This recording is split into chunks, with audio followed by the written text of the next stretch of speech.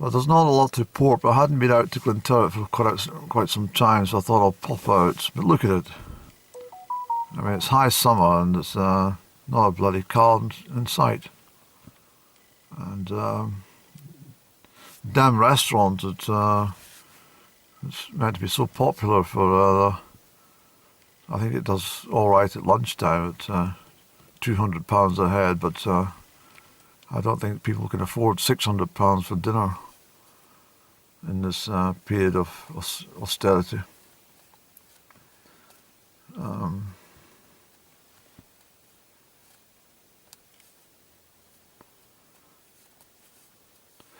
Thinking about people who have been all right in life and kind of made it, but one particular lady which rather shocked me when I was reading about it was,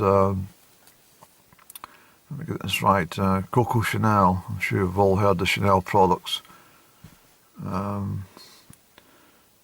Coco Chanel, I think she died, was it in 2019 or maybe before that? I can't really remember. But her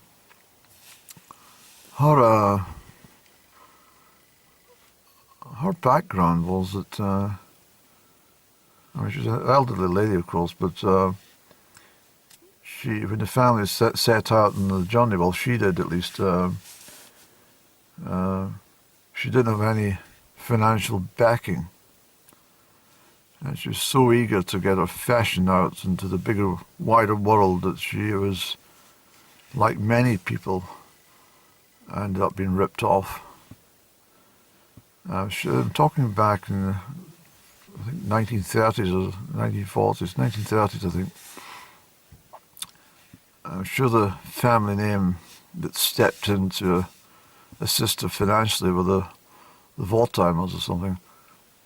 And they said, we'll back you. They must have had a keen eye for this business and thought, well, it looks all right. I think we'll be able to make some pennies out of her, silly woman. So they made a 70% claim on her, on every item she sold. 70%. And that poor lady, well, she wasn't entirely poor. I think she ended up one of the top, certainly the top 20 rich people in the planet prior to her death. But can you imagine being that wealthy, but having given away 70% of your wealth before you even got it, before tax? Incredible. But anyway, so I was just sitting there thinking thoughts and stuff about different things, and that's sometimes the way my vlogs go. I have no set purpose to anything I'm going to talk about, unless it's very current in my mind, but sometimes I just like my mind to rest and ease open a couple of cupboard doors and let myself chat. And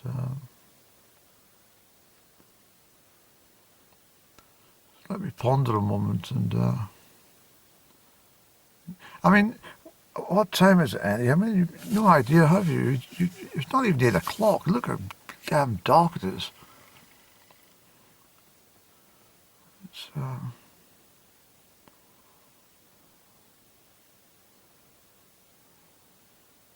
I didn't see many people on the roads and trundling around in the motor cars. I think something's gone terribly wrong with the world. I don't know. Perhaps they're all stuffing their face with popcorn or something and watching Netflix or something like that.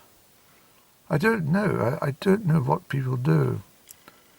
It's not the sort of thing you approach someone's door and, you know, zzz, zzz.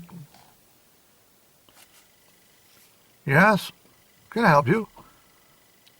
Oh, yeah, sorry. What are you doing? Beg your pardon. I just came to see if what you were doing It's not really a survey, but I was just curious. What are you doing? Are you watching Netflix or something? Yeah.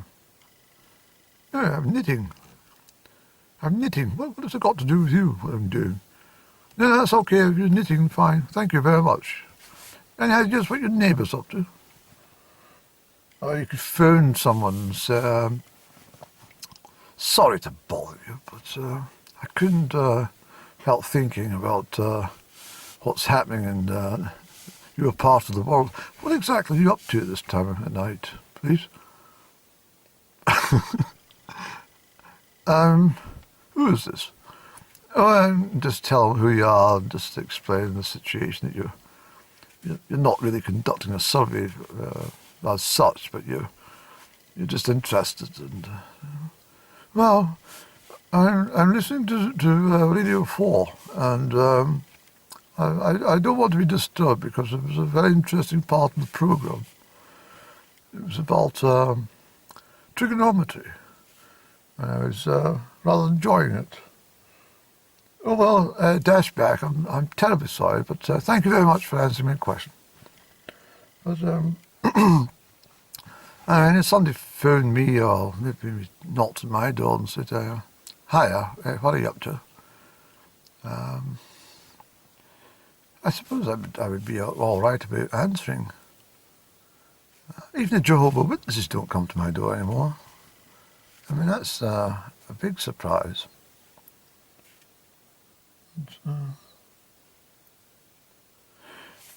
I often get this. I think I've had a bit of a déjà vu about this, actually, when I think about it. Sometimes I find that I'm the only person on the planet. I really mean that. It's just like I have these little episodes where there's nothing else in existence except me. I find it very strange. And it's almost like, I mean, I saw the blackbird taking flight, and there's a couple of pigeons over there, but it kind of makes me think I'm sort of drifting in and out of the veil that I talk about often. Because it's highly unusual. There's no pedestrians, there's no cyclists, there's no motorised vehicles or, dogs or anything. There's nothing going about. It's completely silent. Let's see if the music's working any. Yeah, so it's not very nice, is it? It's not. No. That's the radio music, but it's not conducive to the atmosphere and the thoughts. So.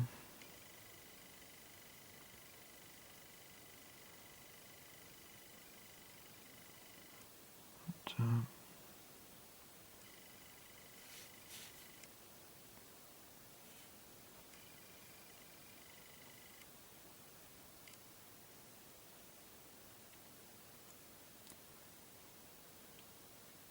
actually, I think what we'll do, I think I'll take a short interlude. I'll have a cigarette and fingers crossed that the, what do you call it, Annie? The power will last, and I'll try and think about something, because my mind is, I think it's spring cleaning in my brain at the moment. I think it's been chucking out stuff, and even the available cupboard space and the shelves are rather empty at the moment. I seem to have some sort of banished memory. I can't even think what I had for my tea. Yes. I do actually. I do remember it was. Yes, I had chili con carne. It was absolutely fabulous, I have to say. But I had real trouble at the greengrocers at the Shaky Toon yesterday. They didn't have any persimmons, and I said to the lady, I said, have you got any persimmons at all? She said, I beg your pardon? I said, have you got any persimmons? She's never heard of them. I said, oh, come on. I said, Fulton and Mason do an excellent conserve with them. She said, well, maybe Fulton Mason do, but we don't stock them. I said, well, it rather look like an orange, but tastes like a tomato. And she thought, are you wanting new potatoes or not? I said, just give me my usual, please. But I bought a green pepper, and I bought an aubergine. And I put them in my chili con carne with some cherry tomatoes, and it actually came out rather delicious. So it was quite enjoyed it. I made enough for two servings for 2 evenings, you see. But I don't do any baking anymore because well, the price of butter and the price of eggs and the bloody situation which I knew was going to happen. So I said to my broker, get things sorted out with these the wheat futures. I mean, they've already gone up 8.5% this week. The price of wheat. I think it's hovering around £220 a tonne at the moment. Increase. It's gone up to that. And I damn well knew this was going to happen because of the conflict in Eastern Europe. It's going to have enough impacts on the world bread prices. Grain is going to be of premium. This is why they've been seeding the clouds in this part of the world as well, so they can damage the damn wheat fields in a very fertile Perthshire and the rest of the UK for that matter. So there's a real shortage, and then they'll be able to have the excuse to double the price of the bread and never bring it back down again. And I mean, I don't know how many people can live without bread, really. It's part of the staple diet. It's been that way for thousands of years. And so I think I'm going to try and stock up on some flour. I used to make my own bread. I used to do a good job of making my own bread until they started bloody interfering with the price on the power to cook the damn thing. I'm going to build myself an open oven in the garden. That's what I'm going to do. I'm going to get myself some fire brick. I'm going to cook outside. I have to hell with this paying for electric and gas, and I'm going to buy as much flour as I can get my hands on over the next 6 weeks before the price starts to go up. And people get jittery about it, you know. I wonder how much the yeast costs at the moment. I'll get some yeast and some bread. Oh, there's a car. Thank God. I thought, there's 2 cars. Thank God. I thought there was only one on this planet. But, so that's what I'm going to do. I'm going to spend a lot of time stocking up on my bread ingredients, and I might actually just, because there's no way I'm going over the Glen over to Aberfeldy. We had I considered 22, 23 was a reasonable winter with Scottish standards, but it can't last forever. Got to get the deep snow and the blizzards. I mean, they're so fresh in my mind. Next time you look at my Glen Crieff, I might point them out. I should have pointed them out last night when I was talking about the meadowsweet. But those poles that are on the sides of the road with the red markings on them, these are not there for show. They're there so that drivers can recognise that they're on the road when it's heavy snow. You know, I've seen these damn Here's my footage going now, Andy. I've seen these poles covered with snow up that part of the world. I'll have to take my camera and point out the drifts of snow that used to pile up just at the entrance to the church, actually. Just at I've seen the snow cutters, the ploughs in there trying to cut a track through. Really bad winters in Hamilree. Really bad. I've experienced them way back in 1978. I remember them very well. Did I tell you about the story? Let me tell you the story. Hold on, I need to delete more footage. I think my camera's telling me there's not enough space. For goodness sake, chap. Okay, thanks for having the patience to sit around waiting for me to finish what I'm doing. Well, I'll join it all together in an edit one time. But anyway, yes, I remember the winter of 78 to 79 has been particularly severe. In fact, I remember, what date was that, Annie? The 29th of January, 1978. I remember going out with this girl. She was fabulous. We went to the cinema. And we were sitting watching some movie. Well, we weren't actually watching the movie, you understand. We were sitting there more interested in each other than the movie.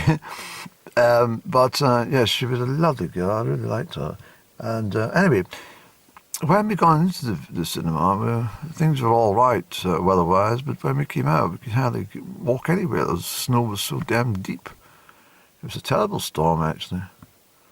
I always remember it was the 29th of January, 1978. But in the winter of 78, 79, equally harsh, I myself and my friends, and I said to him, let's go to Hamilree to see the snow. And the road was closed, and the sign said in Gilmerton, it said at the bottom of the A822 to Dunkeld, snow, road closed. But we stuck our thumbs out and we were hitchhiking. And a snowplough came round and made its way northwards on the road. And this Morris Minor was following.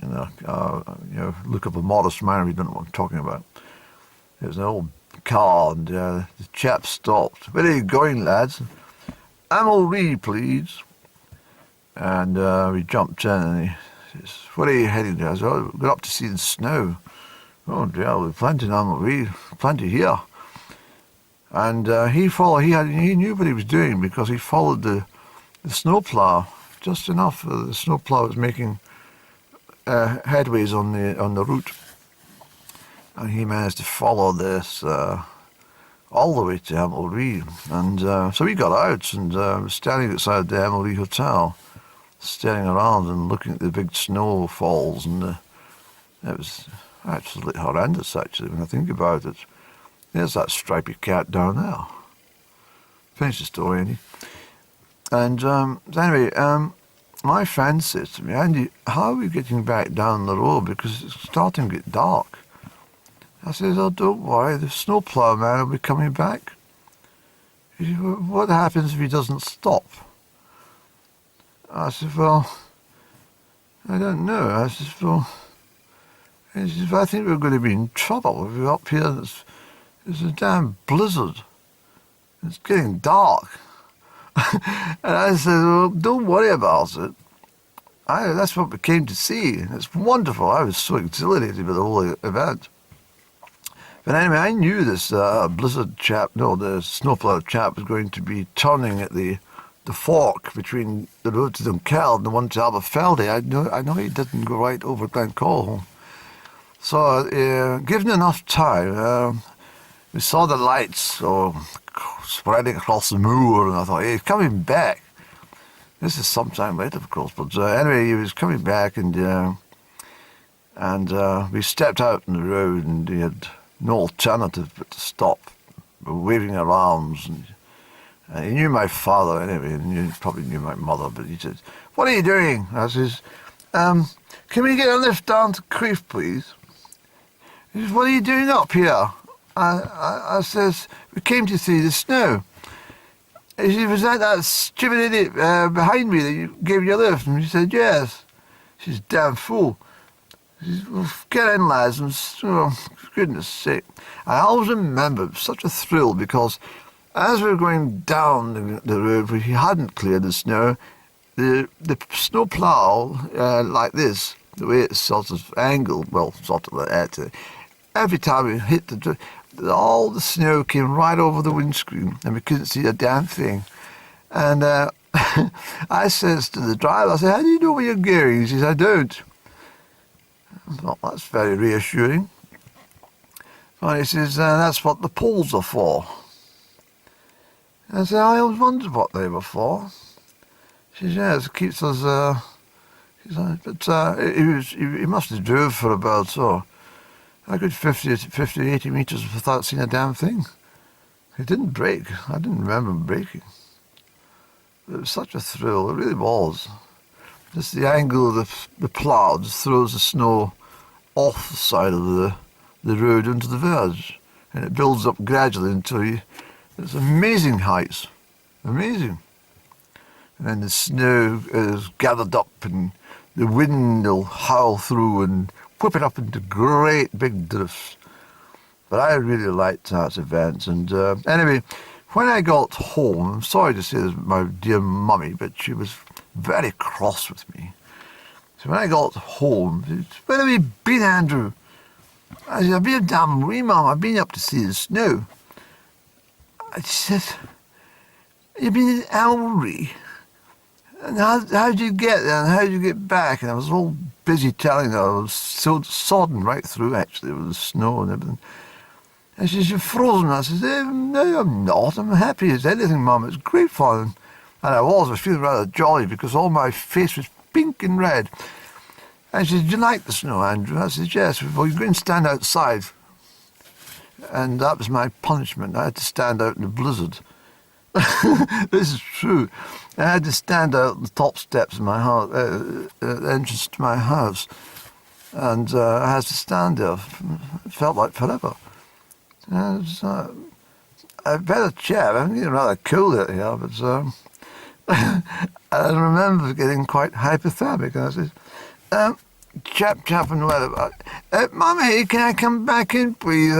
I've learned my lesson, I promise, but it's getting quite cold out here. No, stay out. You like the snow, Eddie? You just stay out there. And I think I had to stand there till about 9:30 at night. I was bloody frozen. And then I got in and she says, well, I'll get you sorted out. Go and run yourself a hot bath, and we'll give you something to drink. And that's the very first time I ever tasted something called a toddy. It was a glass of boiling water with a little measure of whiskey in it. I think they would do it with brandy, but I think it was whiskey. And I slept so well. I was pleased as punch, and I felt really happy. I have to say, I've always had an association with the snow. I also think in somewhere, I think that's what's wrong with me. If we don't get any proper snow in the winter, I get quite depressed by summer. I get sort of dull. I think we never have been in snow. I like the snow. I do.